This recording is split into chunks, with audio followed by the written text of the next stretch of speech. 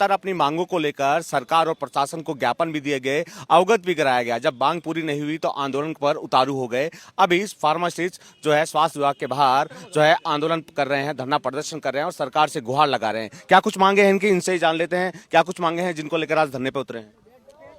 आज प्रदेश के सभी संविदा फार्मासिस्ट यहाँ पर जयपुर मुख्यालय पर एकत्रित हुए हैं।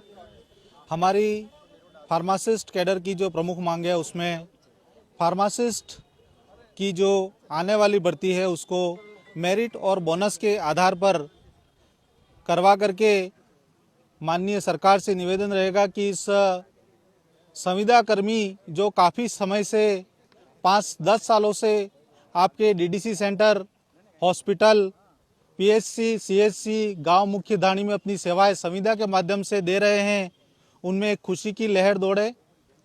सरकार से मेरा निवेदन रहेगा कि आने वाली फार्मासिस्ट भर्ती को मेरिट और बोनस के आधार पर करा करके संविदा कर्मियों को खुशियां दें, ऐसी मेरा सरकार से विनती है। जैसा कि आपको पता है कि प्रदेश भर में लगभग 20,000 के आसपास मुख्यमंत्री निःशुल्क दवा काउंटर लगे हुए हैं और उनके अगेंस्ट में फार्मासिस्ट की जो संख्या है, फार्मासिस्ट एक्ट 1948 के तहत जो दवा को डिस्पेंस करने का जो प्रमुखतः कार्य है वो फार्मासिस्ट के द्वारा किया जाता है।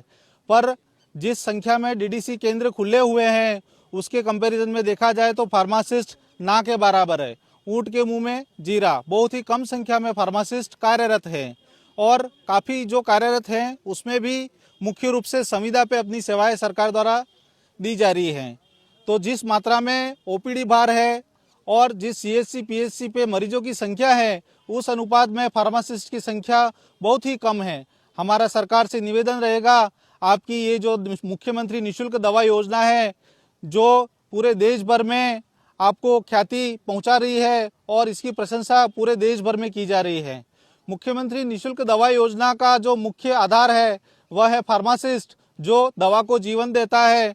तो आने वाली जो आगामी फार्मासिस्ट भर्ती है वो संविदा कर्मियों को नियमित करने के साथ साथ मेरिट और बोनस के आधार पर करी जाए, जिससे ओपीडी भार में भी मरीजों को अच्छी सुविधा उपलब्ध हो सके। बिल्कुल, देखिए भर्तियों को मेरिट और बोनस के आधार पर रखने की मांग की जा रही है। किसी प्रशासनिक अधिकारी या मंत्री से मुलाकात हुई?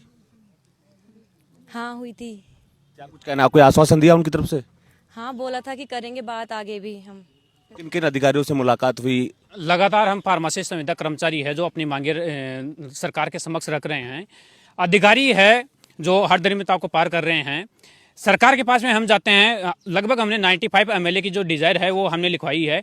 सरकार हमारे पक्ष में है, लेकिन एक अधिकारी है उनको वो ये चाहते हैं कि जो संविदा पे जो कर्मचारी लगे हुए हैं, जो निम्न वेतन में जो एक न्यूनतम मजदूरी होती है उससे भी कम हमारे को मात्र प्रति दिवस 250 रुपये हमारे को मिलते हैं, तो उनका शोषण करते रहे। और जो ये मांग करे कि स्थायी होने की मांग करे तो इनकी मांगों को ठुकरा दिया जाए। और जो भर्ती प्रक्रिया है फार्मासिस्ट की जो भर्ती है चिकित्सा विभाग के अंतर्गत लगातार मेरिट और बोनस पे भर्तियां होती आई है। अब सरकार और अधिकारी ये चाहते हैं कि इनकी जो झंझट है इसको खत्म करके और इसका जो रूल प्रक्रिया है उसमें हम बदलाव कर दें। तो हम जो अधिकारी है उनसे पूछना चाहते हैं, आप लोग एसी के कमरे में बैठे हुए हो, हमें पूछे, हम किसान कौम के लड़के हैं, हम कोई ऑडी मर्सिडीज में घूमने वाले नहीं है। हम लोग आज संविदा पे कार्य करें 7-7, 8-8 हजार में, यहाँ रहना, मकान का किराया देना मुश्किल हो रहा है, उसके बावजूद भी वो चाह रहे हैं कि ये उनके रूल में बदलाव कर दे। और आज ये मांग कर रहे हैं कि स्थायी होने की, तो इनकी मांगों को ठुकरा दिया जाए। ये कैसे पॉसिबल हो सकता है? कैसे सरकार हमारे साथ अन्याय कर सकती है?